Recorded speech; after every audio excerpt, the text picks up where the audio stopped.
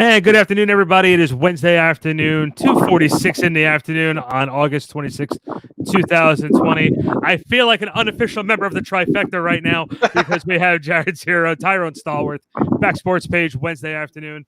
And gentlemen, again, I guess this is the second experiment of trying to do a little bit of a daily afternoon show. Figure we come on for about a half hour, 40 minutes just to talk about what's going on in the world of sports right now for today's headlines. And there is a lot going on. But before we do that, hello, Mr. Jared. Hello, Randy. Mr. Tyrone. Hello. Hello. How you doing, Randy? Hey, listen, you know what? It is an honor and a privilege to be the unofficial third member of the trifecta, or have you guys on off topic, whichever way you guys want to look at it. I welcome you, or you welcome me, or whichever way you want to put it. That's what we're doing. The trifecta on off topic. There you go. The trifecta's off-topic moment. That's what we're going to call it. Yeah, I like that. Yeah. You can go to backsportspage.com. Find us on Twitter and Instagram at backsportspage. Hey, guess what? We're on Facebook. And so, guys, look, a lot of news hitting the boards today. The first one being about the Celtics and the Raptors met today to discuss doing a boycott of tonight's game. Wanted to see what your take was on this. Start with Jared. Obviously, being a Boston Celtics fan, I encourage it. I think, for one, I think it's a great way to send a message, right? There's a lot of people constantly, whenever there's a political statement that needs to be made and athletes try to take a stance, you hear everybody say, shut up and dribble, you just stick to sports, whatever. And a lot of these guys are actually very educated when it comes to these topics. And so I feel as though having a boycott by these two teams, especially, I don't know about the Raptors side, but I can tell from the Celtics side that there have been a lot of members of the team who have stood up, who have protested, who have spoken out about racial injustice in the past. And I think having a boycott to say, listen, we're not just going to shut up and dribble. We're not even going to play unless something changes. I think it's huge. I fully support it 100%. Same. I support it. Jaylen Brown, I believe, came out and said that when he looks at his jersey, he sees a black man getting shot 7 times. So I think it's needed. It's going to put the issue on blast. Basketball isn't bigger than this issue. Neither is revenue from the game. So this is huge. This is huge. Mr. Bill Ingram has joined us as well, an NBA insider / NBA lifer.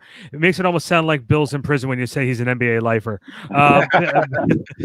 Bill, your take on the news today that the Celtics and Raptors were discussing doing a boycott of tonight's game.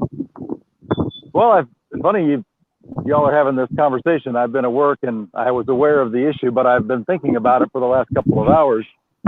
And I think, number one, when you have a sport that is predominantly black, which the NBA is, they have a right to speak out on an issue that is absolutely critical in our country right now. And I think, what can you do? You have to look at where you are in life and what you can do to bring attention to the issue, right? So if you're an athlete, you can have like what they're talking about. They can boycott a game. I'm not sure who wins the game if they boycott, but that's the sport. I think if they decided to do a boycott, I respect the idea, the feeling behind it.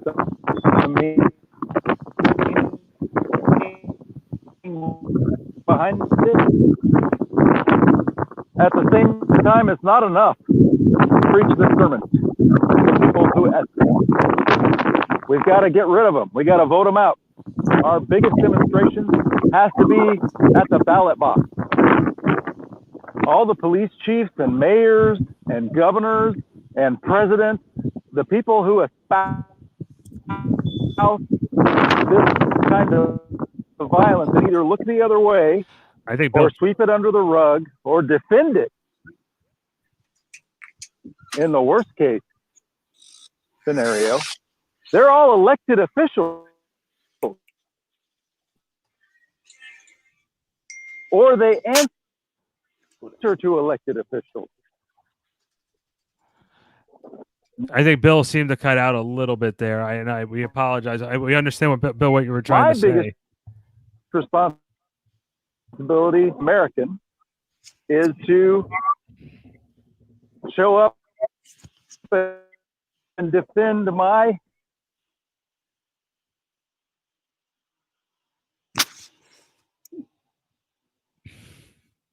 I think Bill froze a little. Yeah, I think Bill froze a little, and I understand where he's going with it. Yeah, I absolutely. understand where. And look, I think for right now, I'm going to take him off the feed for right now.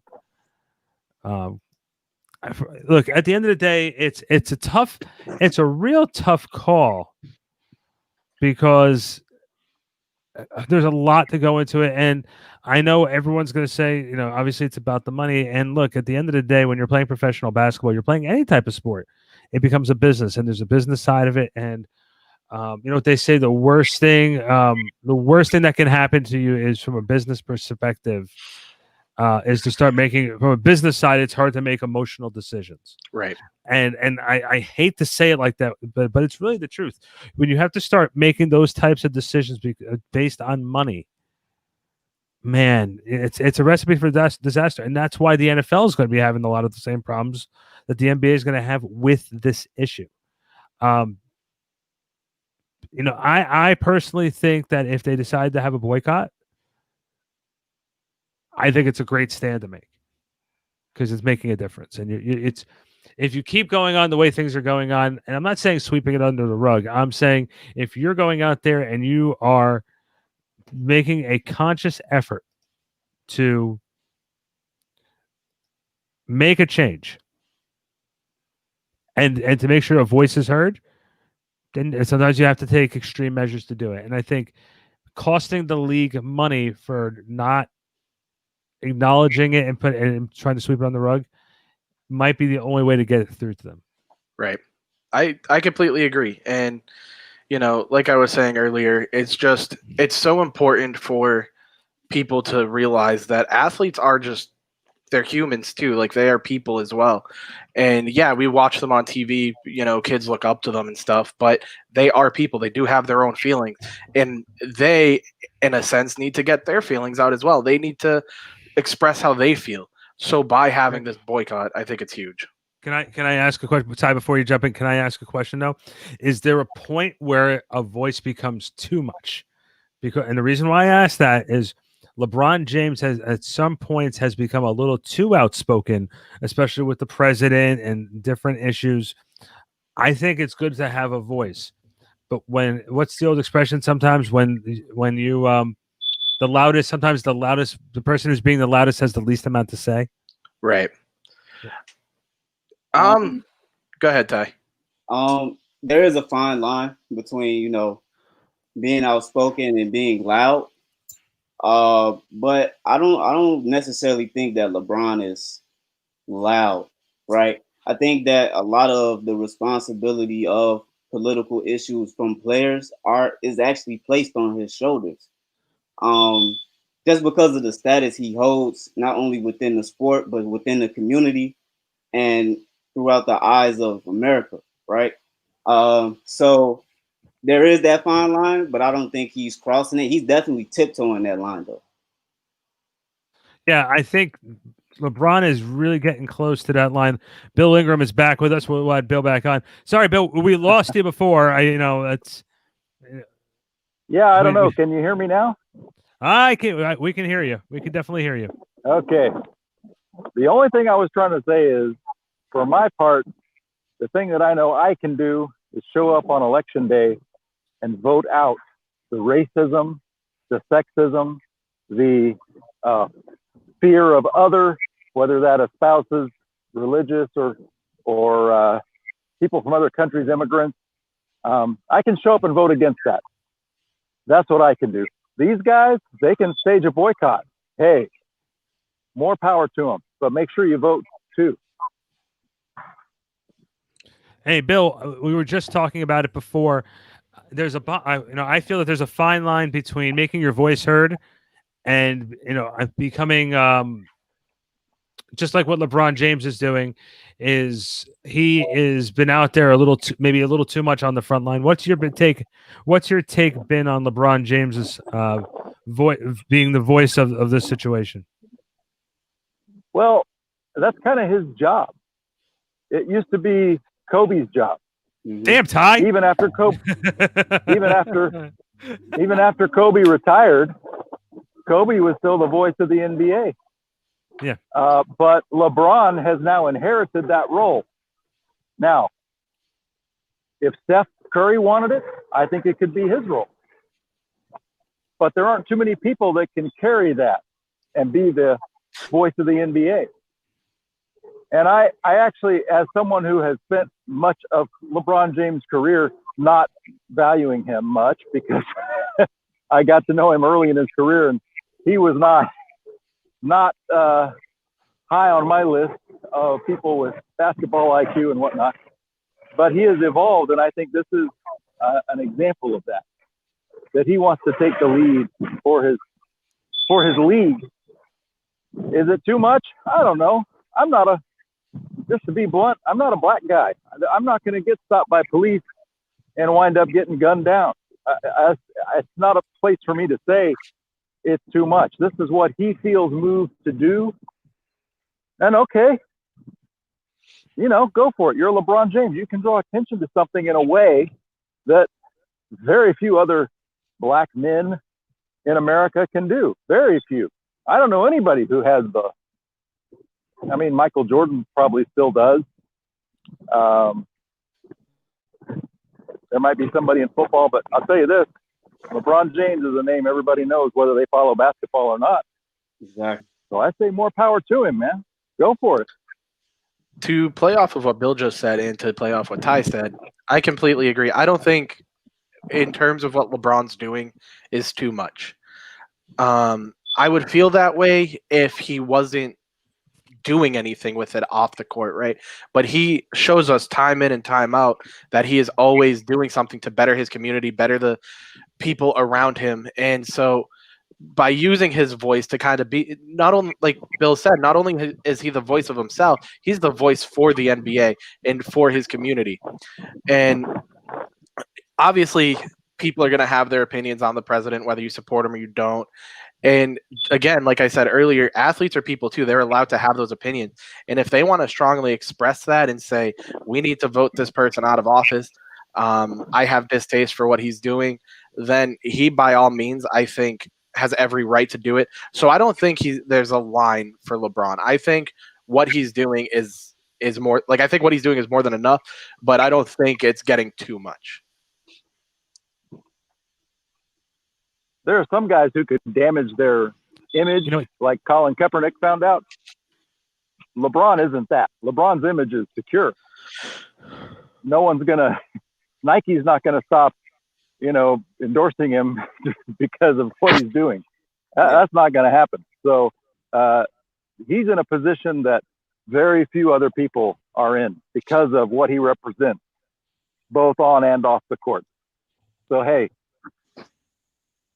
take a stand, man. Take a stand. Yeah. If you don't stand for anything, you will fall for everything, That's right. There's a lot of people falling for a lot of stuff right now, especially this week.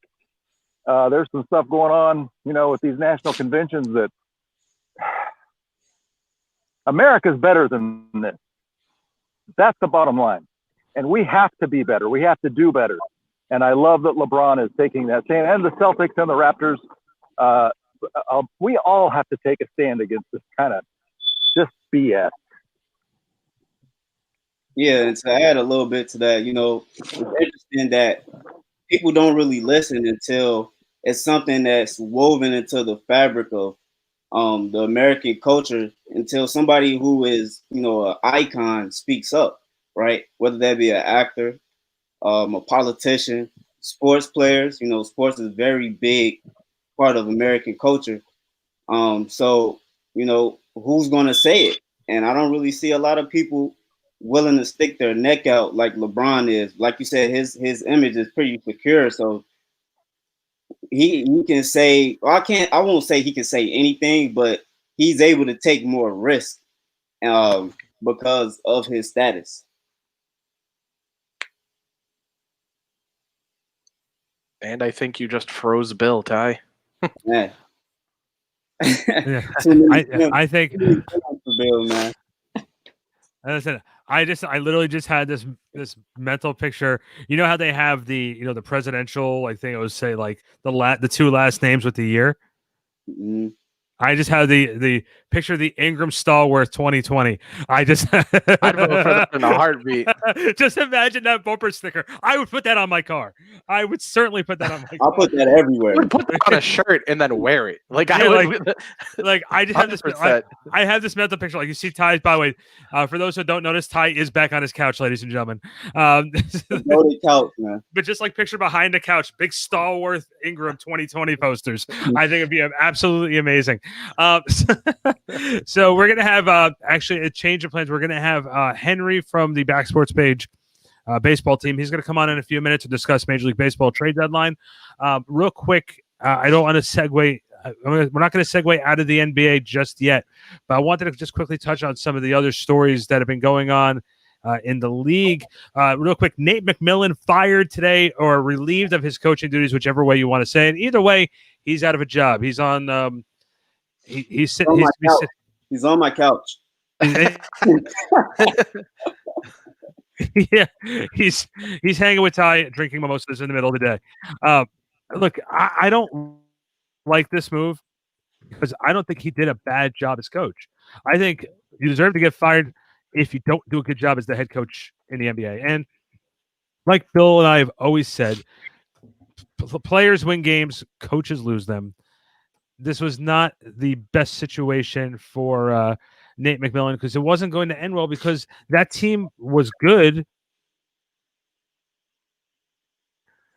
because of his coaching job, but they weren't a championship team. They weren't going to go more than round 2 anyway. So should we be surprised? And then what's the next step for Indiana? Ty, we'll start with you. Like you said, coaches lose the games in a lot of people's minds. You know, it's easier to fire a coach than it is to revamp a roster. So it's unfortunate. It's kind of like the Lovie Smith situation a couple years with the Bears. Like he wasn't terrible. The Bears are actually good, but you know, results are king. You know, people want to win now. Was it a bad move? History will tell. You know, a couple years in the future, we will know if that was a bad move or not. I think he's going to get another opportunity to coach again, right? Because he was a good coach. He is a good coach. Hate to see it happen, but that's the reality of the business, right? You know, players get cut if they can't perform. Coaches are, you know, put up to the same standard, if not, you know, a higher standard because results are king. So it's unfortunate. That's pretty much all I have to say about, you know, the situation, really. Yeah, but for me, the bad part, and Jared will hear from you in 1 second. Look, at the end of the day, my big issue with this firing is he did a good job. He's over 500 the whole entire time he was there. He had what I like to call a makeshift roster, a roster of extra parts, guys who were decent players, but they were not wholesale, they're not name guys. So it was a no-win situation for him. Jared, what do you think? Who do you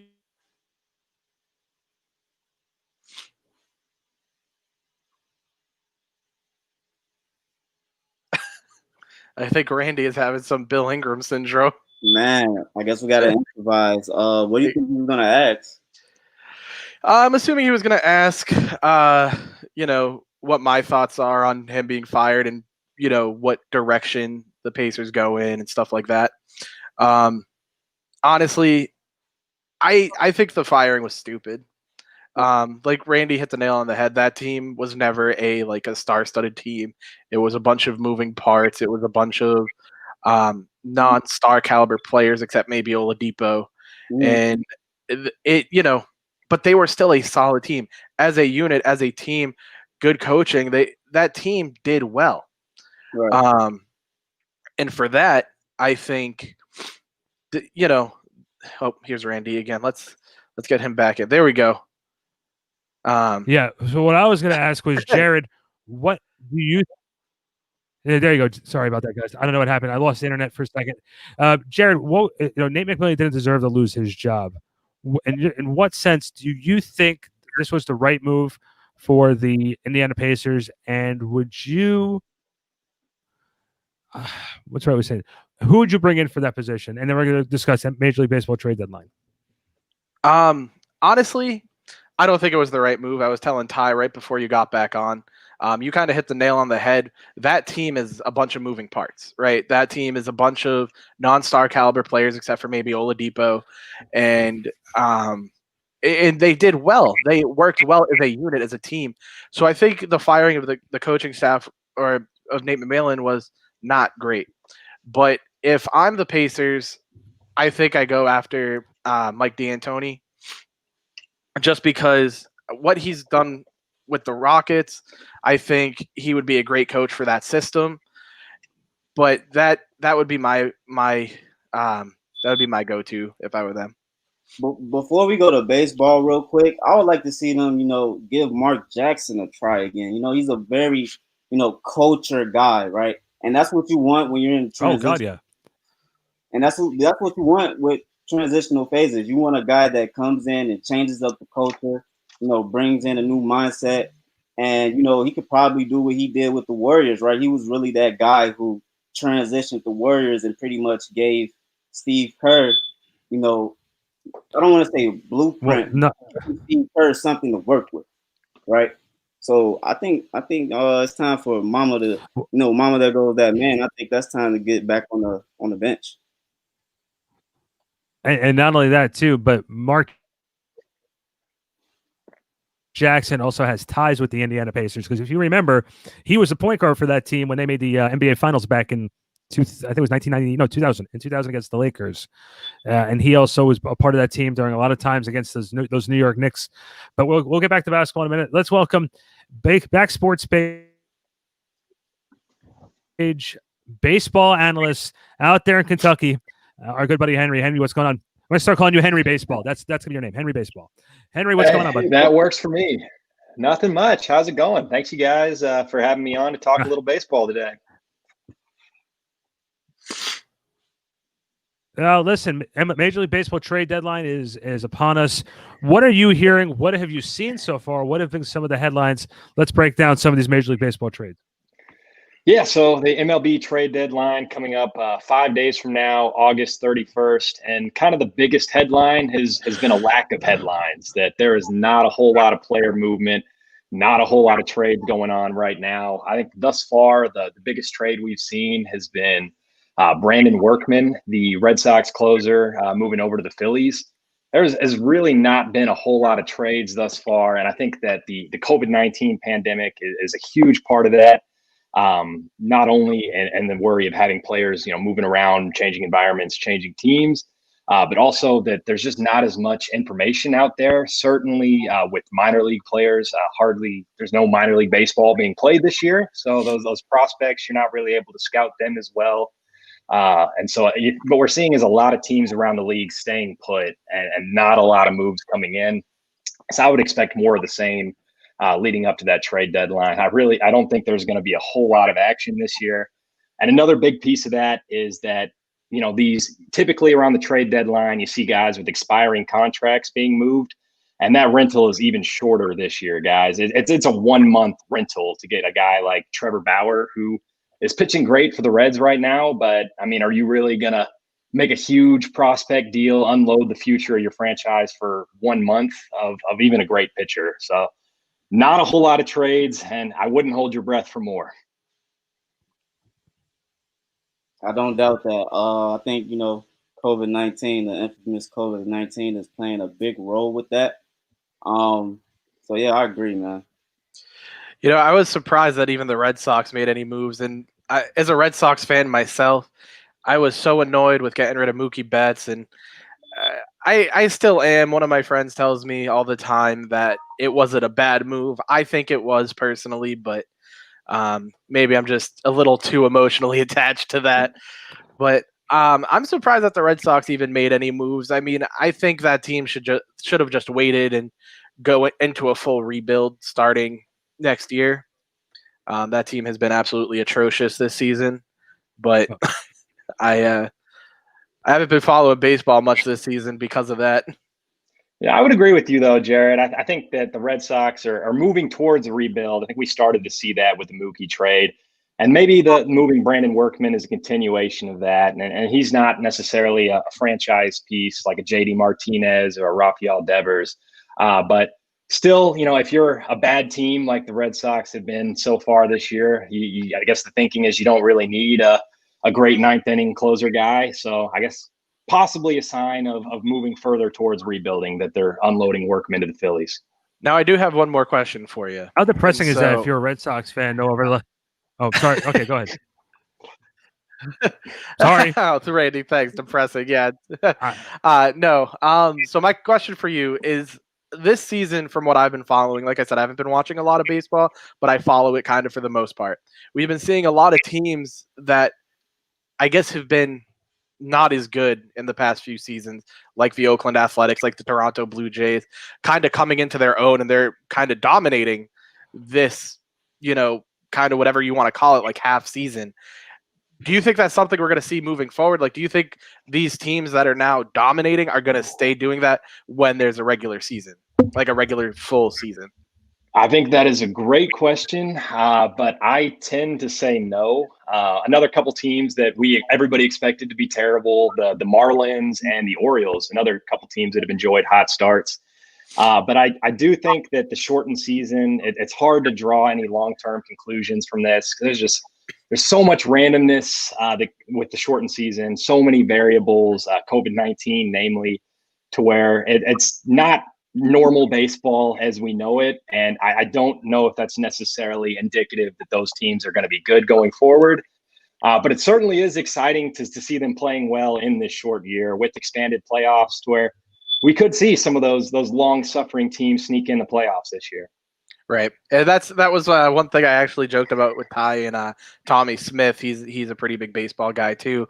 And jokingly, but right before the season started, I was like, what if the Oakland Athletics just come out and dominate the whole year? Now they're one of the hottest teams in the league. And I'm like, can I just predict the future? Like, is that what I'm doing right here? So and the A's are legit, man. Ben Rossi, another one of our baseball guys, he's our resident A's fan. He'll tell you, and he was saying it before the season, the A's are a good team. They've been underrated for a while now. They are one that I do think is for real and will be good going forward. I think Randy wanted to talk, but he's frozen again. Yeah. No, I'm assuming that I'm back now. Look, at the end of the day, of course, me being from New York and a Yankee guy and everything else like that, is it shocking at this point that the Yankees have not run away with this whole entire thing? It's a little shocking, but yeah, I got you. I got your question. But what's not shocking is the way that it's happened, and that Aaron Judge and Giancarlo Stanton are hurt again. So I think injuries are holding New York back a little bit. And we talked a little bit in some of our Exit Velo, our baseball show, breaking down the preseason, how we thought the shortened season would hurt the Yankees a little bit, and that being a mega team, you don't have as big of a sample size to exert your dominance. So I think, you're just seeing a little bit more randomness in the shortened season and smaller sample size. So the Yankees are still going to be fine. They're going to be a playoff team and a World Series contender. But you are correct, Randy, that they're not running away with it in the sense that people thought they were going to be. So I have one more question for you before, I don't know if anybody else has any, but what would you have to say your World Series prediction is? If I had to do it right now, I'm still going to say Yankees, Dodgers. That's what I said at the beginning of the season. And I know that's chalk. That's not really a fun prediction. If I was going to make it a little more fun, I would say Cubs, Athletics. So that's what I'm hoping for. I'm a Cubs fan myself, so a little bit of bias there. But I'd say Dodgers, Yankees is probably still the most likely outcome. Fair enough. Fair enough. And my last question for me, that Ty can add on when I'm done. But this week, Henry Back Sports Page is going to do attack social media with National Jersey Day. We're going to ask all the Back Sports Page staff members to put some jerseys on and hashtag, and you have to put you can put jersey on and show your fandom. Which jersey are you putting on? My girlfriend actually just got me a new Kyle Schwarber Cubs Nikes jersey, so I think I will have to break that one out.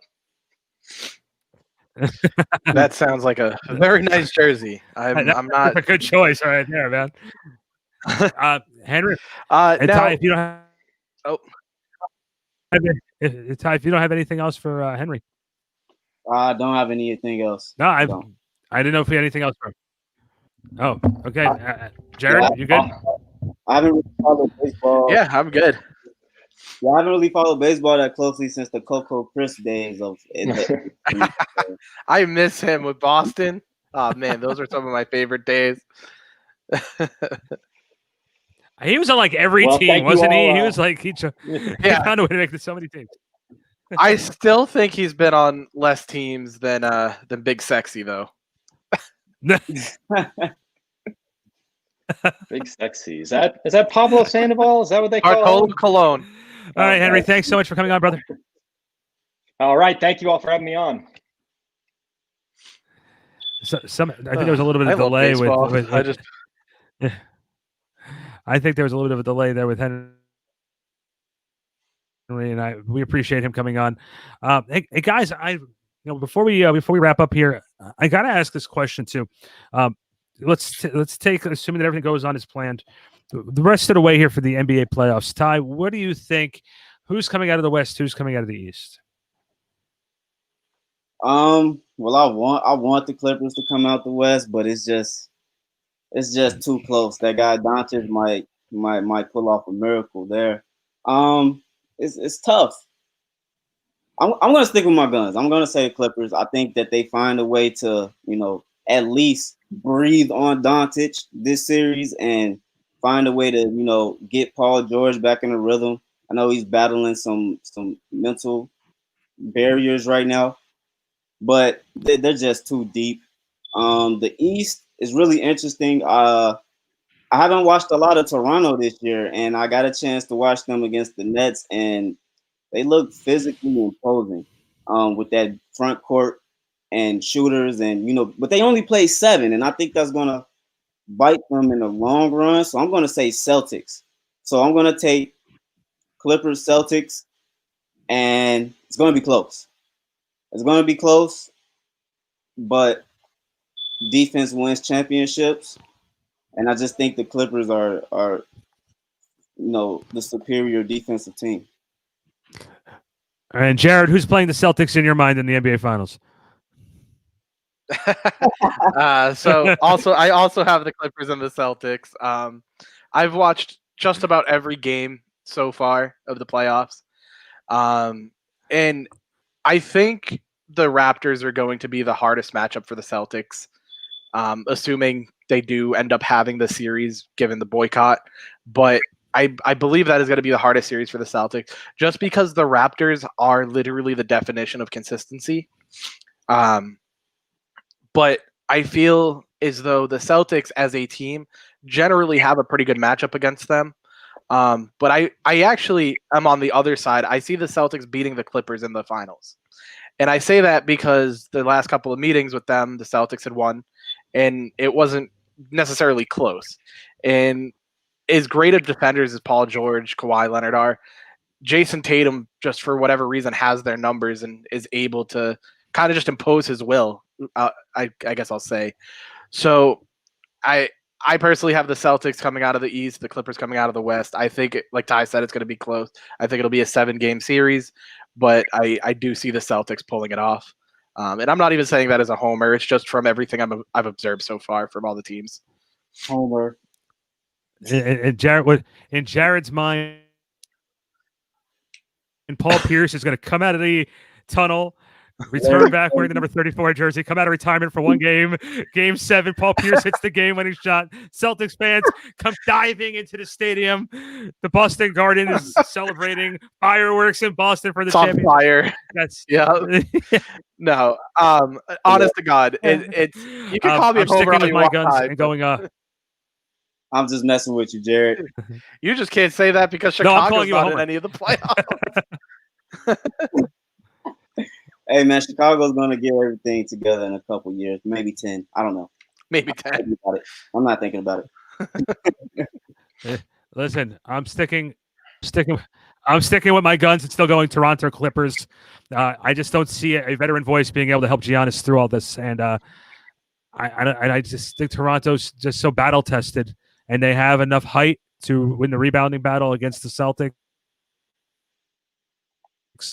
and they have some pretty good, pretty talented guys on that team, and they play very well as a team. So I think that's, and then Doc has just got those guys believing right now. Watching in the first quarter the other night, those guys jumping up and down, being excited about stops in the first quarter. Come on now, those guys believe in each other, and that team is ready to go. That team is ready to go. So, hey guys, Friday the trifecta. Looking forward to it. Appreciate it. Also looking forward to Friday, National Jersey Day for Back Sports Page. So we'll get that announcement out, and I'm looking to see 2 jerseys from each of you guys. 2 jerseys from. I got You got it. Got it. All right, guys. Go to backsportspage.com. Check us out every single day. Great shows, the trifecta every Friday. Off topic, the Hardwood Huddle from me. We have Seth and Sean. We have so much great programs, such great features from some great talent on the site. Check it out, backsportspage.com. Otherwise, we'll see everybody soon.